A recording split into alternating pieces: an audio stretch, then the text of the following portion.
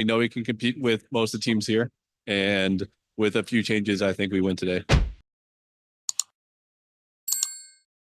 I'm joined with Thinkcard after a pretty close best of five with G2. I think a lot of people didn't really expect this, so I think it kind of watching that first game especially gave vibes of like INTZ back in 2017 beating EDG game one of Worlds.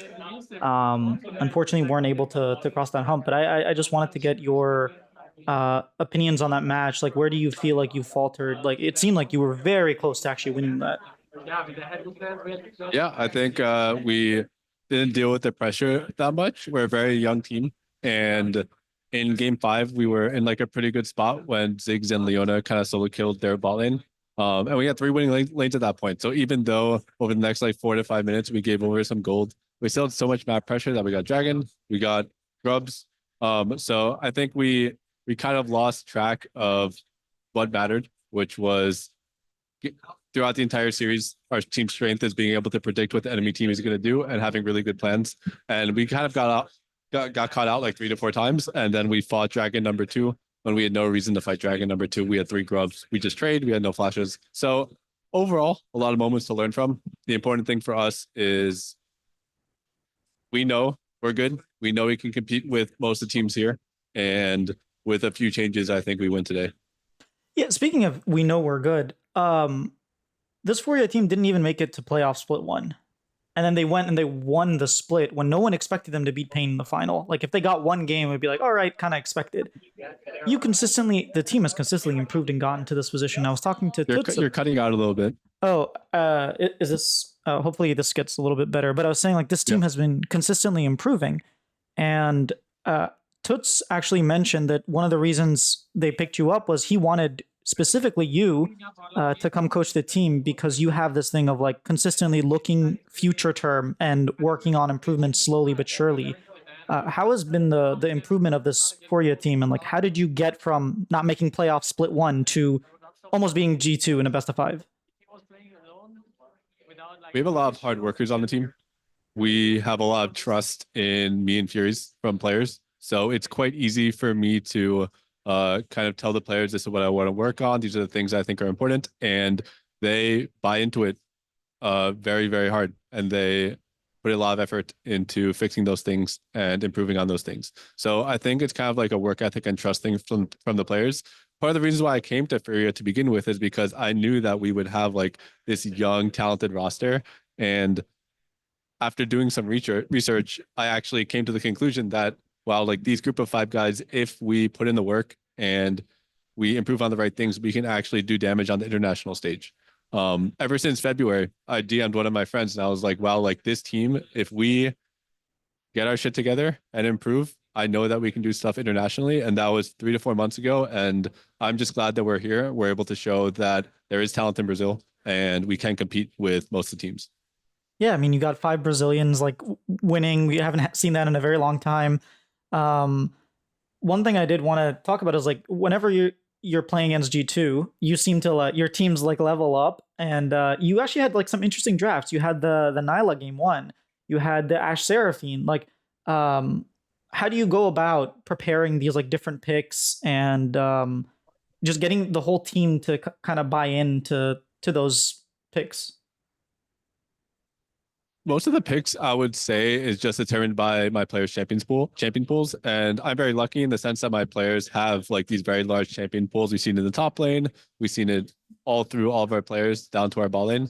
So, game one when they locked in Kaisa, I turned around. He's like, "Dude, like Nyla is really good here." I asked, like, "Do you like it against Vi?" All these things. He said yes. I was like, "Okay, let's do it." We don't care about Poppy. He has very few Poppy games, so we just slammed the Nyla Rakan. Knew he wasn't going to be very good on the Poppy, and so be it. And then on game three, or game four, when we were doing the Ashe Seraphine, looking at all the champions remaining, I already knew going into before game three even ended that Ashe was going to be a really high priority for us. They had no hook champions left, and the counter pick on Ashe at that point was just going to be very OP. So I think it's just a combination of both of those things, and it starts with just having players with large champion pools. Was there a specific strategy of like it seemed like on G2 side they were banning a lot of ADs. You know, game one they banned like Varus and MF, I think just like in 1-2, and then they ended up banning I think Zaya as well.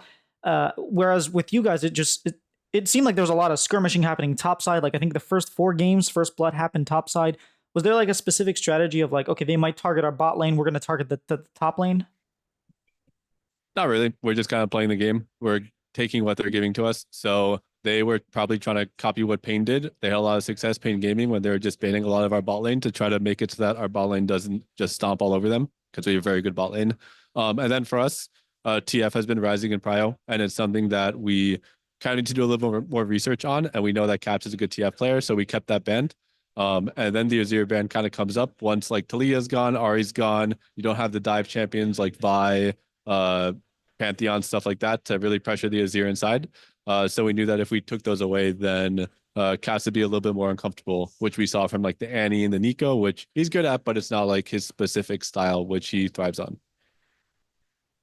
A bit of a lighter question. I asked Toots if he had any like funny stories of culture shock from you going in. He said there's one specific instance where we were at a Korean like barbecue, and they were going around with skewers of like heart meat, chicken heart, and you were looking at that, you're like, dude, that's just evil.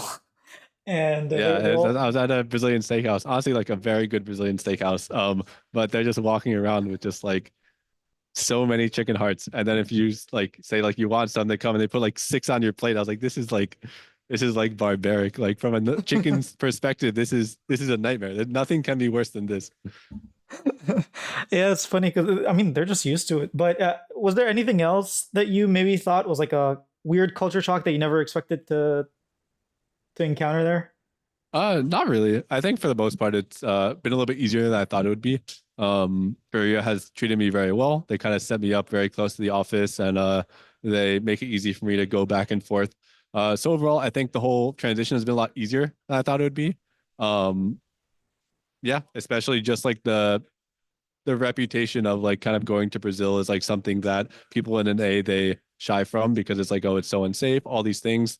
When in reality, there are some differences and there are some dangerous parts for sure, but it's really pretty good. Like it's not that bad. A lot of the things are very similar to NA. Hey, you're staying in Sao Paulo, so it's not too surprising. But for me, it was like standing in lines, man. Brazilians love their lines. Yeah. Um, uh, just looking forward, obviously, chances are you're gonna play Gam, and then maybe a rematch with G2. Like, where are you guys looking forward now? Like, is the expectation, hey, we're gonna rematch, with G2 this time, we're gonna beat them? Are you just like kind of mad at yourselves for losing this game? Like, where are you guys right now? I think for sure we're a bit upset with ourselves because we think this is a very winnable series. That being said, like in the back of our heads, we knew that if we beat G2, we have to go against BLG, which is don't get me wrong, we think we can compete with them as well, but it is a hard match, and most likely we would get knocked down and face J2 again.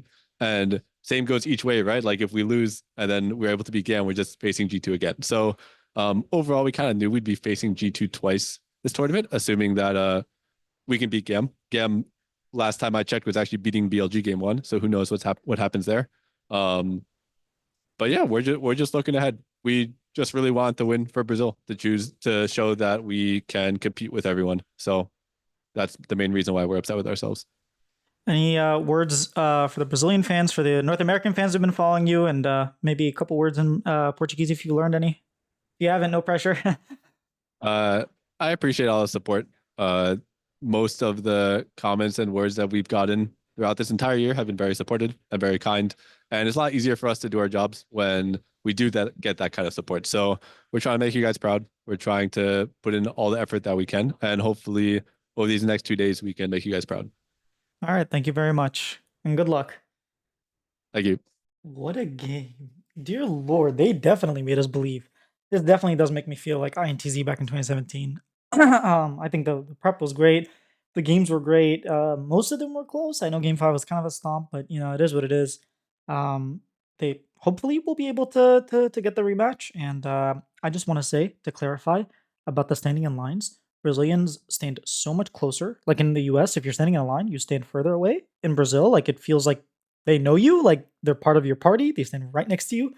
Takes a long time to get comfortable with that.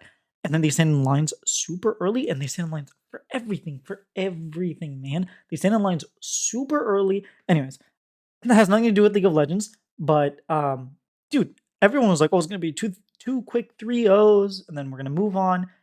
This was exciting League of Legends. Am I the only one that's entertained? I was very proud of the Brazilian teams and what they were able to do. The Brazilian team and just everybody else. Happy to see like top jungle mid. Every single player had like very good performances. Especially Ayu, man, he was killing it. But yeah, thanks to Thinkcard for doing the interview, and hopefully next time I do interviews after beating G2.